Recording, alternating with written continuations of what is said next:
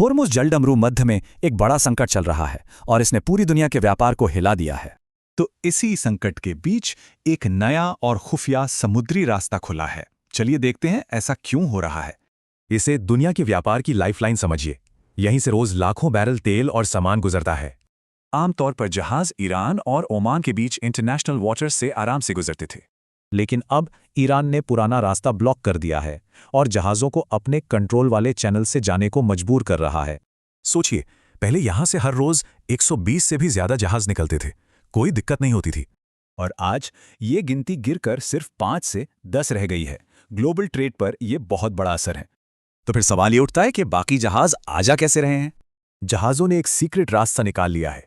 ये यूएई और ओमान के तट के बिल्कुल पास से होकर गुजरता है।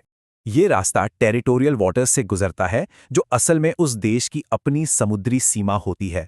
और पकड़े जाने से बचने के लिए ये जहाज अपने एआईएस ट्रैकर बंद कर देते हैं, मतलब एकदम गायब। ज्यादातर जहाज ओमान के पानी से निकलते हैं। क्यों? क्योंकि ओमान हमेशा न्यूट्रल रहता है, किसी विवाद में नहीं पड़ता।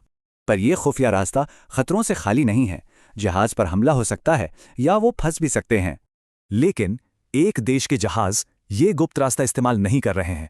उनके पास एक अलग ही उपाय है। ईरान ने भारत को एक तरह का डिप्लोमैटिक पास दे रखा है। इंडियन जहाज़ों को गुजरने की खास इजाज़त है।